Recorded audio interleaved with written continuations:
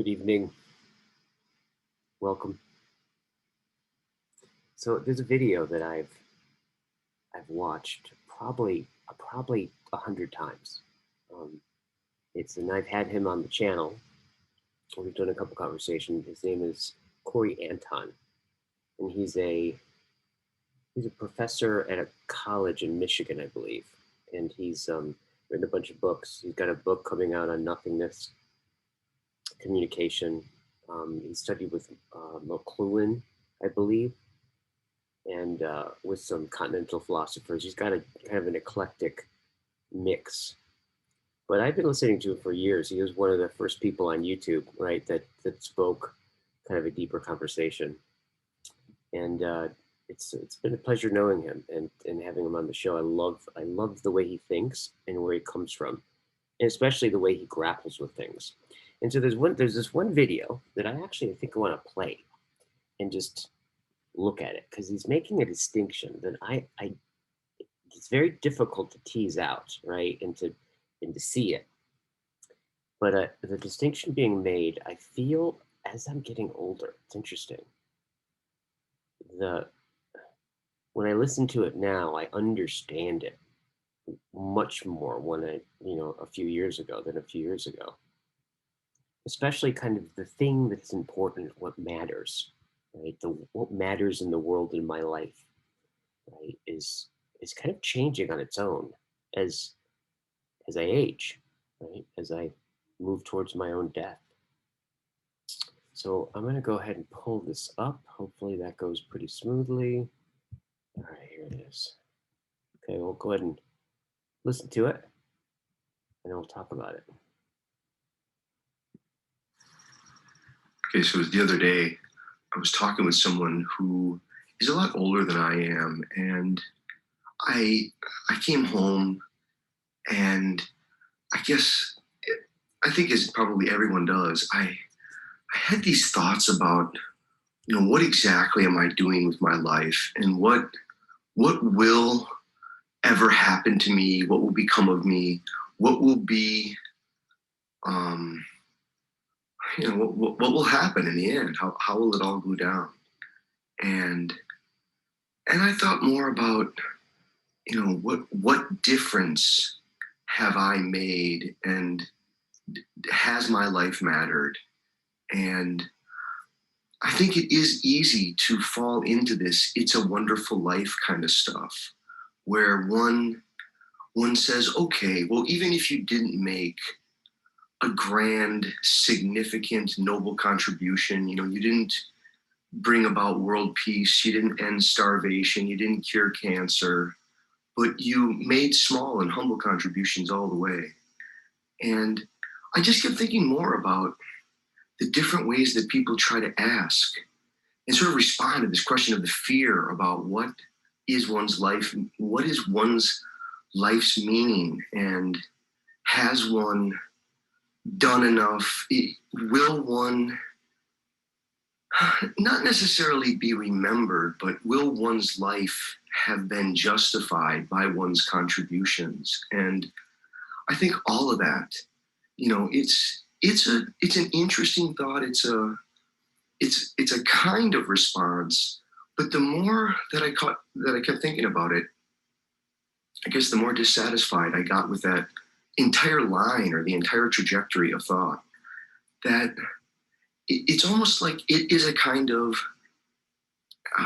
human vantage. It's an individualism or an anthropocentric narcissism. Now, it's not an individual narcissism. It partly is that, but it's even anthropocentrically narcissistic. It's, instead of asking questions like, how does my life matter by what I have done and how I have contributed, I think if instead, and it's to still keep that, so I don't want to say instead, but if in addition to that, if a person could realize that you're already more than you'll ever be able to accomplish, that you are not only part of all that's ever been and the absolute miracle of life, the miraculous mystery that is the cosmos, but you are that part of the universe which is its witness, and you get to bear testimony to what you think about it. You're a very special part, and it's not the special part about how do I make a contribution, but it's a recognition of gratitude and of utter humility that one has witnessed the fact of existence, that one has seen all of it. History has known of the varieties of life on this planet, has known all of the horrors, all of the wonders, all of the all the trivial things, all the human accomplishments in music and art and literature, all of the decadent, I guess, failures of human spirit, and the amazing amount of feelings that come with all of that. The cosmos itself becoming aware of itself, and we get to be that place in sight where it's happening. What more could someone ask for? Thanks.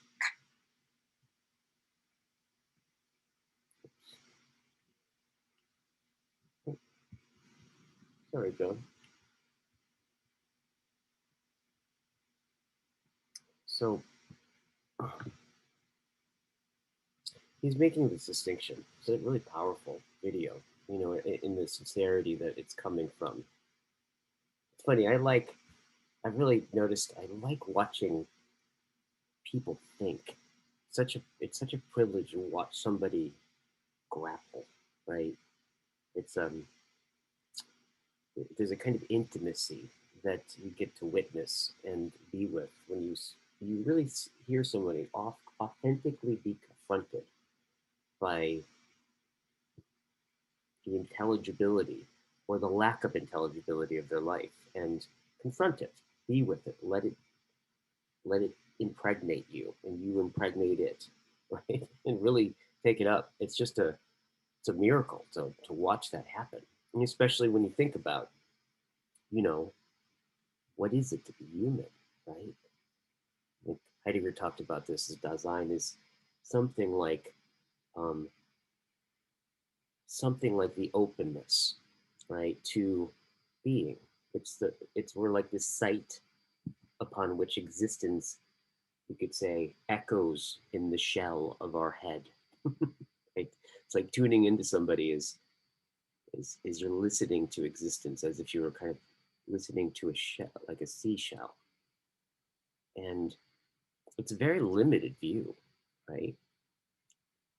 However, as far as I know, as far as anybody else that I know knows, it seems to me that to be human is the particular way that all that is, the entire thing, has come to be vulnerable enough to itself where it catches a glimpse of what it is. We're all that. And it's strange because there's something about the way that we are situated, right, in the world. That this kind of thrownness in our lives, right? You kind of, in some sense, you were born and you couldn't have asked for it. You couldn't have wanted it, right? It's your existence. You found yourself already begun. In fact, every moment's like this. Here I am. I kind of come to, and I'm already here. I'm already who I am. I'm already in the lineage I am. I am in the town I am. And there's all these things in which I find myself having already begun. And somehow there's a transcendence in that where we can be awake to it. And we can, that openness is also the openness that allows us to be asleep to it. Right? And I think in the very beginning of that video, what he was talking about, I really appreciated this of this innate existential pressure, right? It's like we really aren't human beings. People are not things. We think about ourselves as things all the time. We dress ourselves, we objectify our things, ourselves, and objectify others, and our conceptions of ourselves are really quite strange when you actually look at the immediate experience, the phenomenological experience of being a human being. It's very strange that we have these cartoon images of ourselves. I think sometimes it's like, I think what that is just a sense of, you know, this weird we're kind of self-conscious, right? But it's new. So it's like we're it's like Bambi on ice or something. We're all kind of awkward and not uncertain about what we are and what we're doing here. And with that particular torque that comes with an existence open to existing, right? To living, is this pressure to be. It's really interesting. Like this, you feel it. There's this constant sense of a pressure, right? Of some concern. And we can lose ourselves in the vast arrays of things to be concerned about, right? A teacher of mine used to say, it's like, he said, Guy, you're a walking bag of concerns and considerations. It's so true, right? But if you start to peel that back, really you can't really account for why the hell you're so concerned. It's that you can't quite do it. Rather, you just find yourself caring, concernfully dealing with the world. And there's a way in which, and I noticed that when I was younger, this was really the case. This pressure to be someone, right? I remember like when I was a teenager, and I started to like look around, as I started to realize how big the world was, I started to realize that it was going to be really hard to be somebody. And I felt this enormous pressure to be extraordinary, right? Like it was a haunting. I remember it's so great because I've had mentors in my life that just have, you know, they've just kind of taken me under their wings, and for periods of time, right? They would, you know, I'd meet him for coffee and we'd have these incredible conversations like when I was a teenager. I was really fortunate that way. One guy that just used to say, Guy, you don't have to be that big of a deal. You don't have to be a big deal.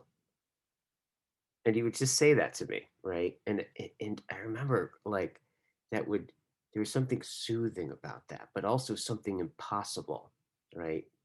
Was it like almost like an impossible demand for what I was, right? Because there really is this drive to be extraordinary, or this drive for significance, this drive to be someone, right? And the pressure that comes along with that. And I really like what he said. He's like, as Corey questioned that, right? And started to become unsatisfied with that whole trajectory of thought, right? Because it misses something, right? And I love what he said, right? That really you are more than you can ever accomplish. You already are more than you could ever accomplish. It's like, think about that for a second. You just sit in that. In other words, the miracle, right? The miracle of your existence and the vulnerability to be aware of that existence in the moment it's happening.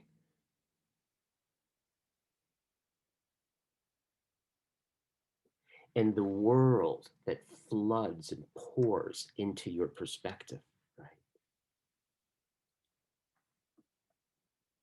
You couldn't have earned that, right?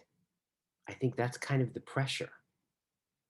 Kierkegaard talked about existential guilt, and you can really get it, right? Because on some level, that gift of your own existence, that birth into the world that you find yourself in, right? So amazing. So amazing. And there's a sense of indebtedness because you can't account for yourself, right? Every moment you find yourself already begun, you're already given, right? Every moment you're reminded of that you already are the thing that you can't accomplish, right? You arrived too late. It's already done. So what is there to do, right? Because you can't, there's no way to take over that that sense of indebtedness, right? You can't. It's like it's a kind of impossibility. And I think that's where I would imagine what Corey was getting at is like really when you confront that, there's a humility that comes with it, right? And there's a falling back.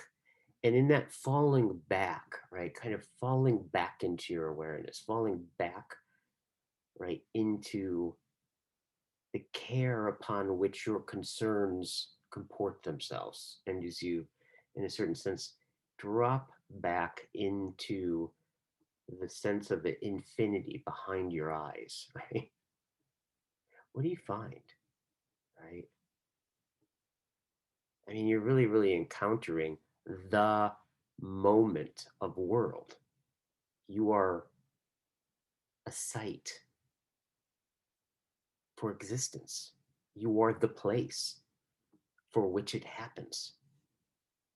And it happens in a way that it can call to you, address you, and you can address it. Your being just does that. The historical culture in which you were born out of, right, lives in the presuppositions of your frame, right, that allows the world to speak to you and you to speak to it and form into that character, right, that you are. So amazing. And so there's this one part of life, this is the beginning of life, we could say is like you try to become someone, right? And there's a measuredness about it. Like, okay, like have I contributed enough? Have I given enough? Have I, that kind of samsara, if you will. And important and inevitable and unavoidable, right? I like how he said in the video, not instead of that. I don't want to say instead of that, right? He corrected himself. He said, and also this place of opening to that you are really more than you could ever accomplish, that you get to bear and be witness to all of it. And I've come to I've like there's a way in which on its own, right, on its own,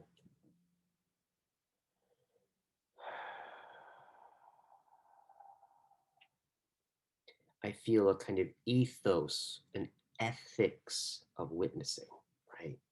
That's that to be a profound observer, to be a profound beholder, as Rilke would say, may the world ripen of your gaze. May the world ripen in your gaze, right?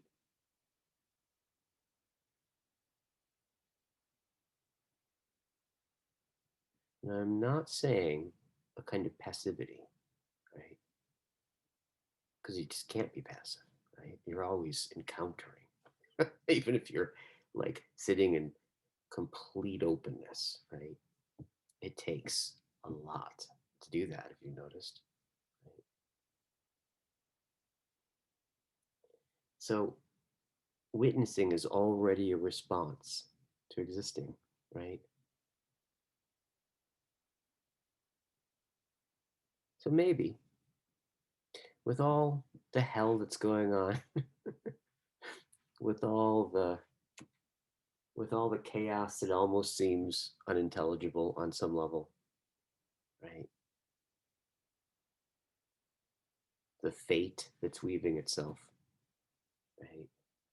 Can I guess there's a call I hear in that video, and I hear it in the nub of my own being, in the being of beings, right? In the, as Heidegger would say, the twofold, to attune to the twofold, to keep it open, right? The sense of what the horizon of intelligibility, right? To listen to it. Perhaps that's where the morality is. That response seems to be, have a profundity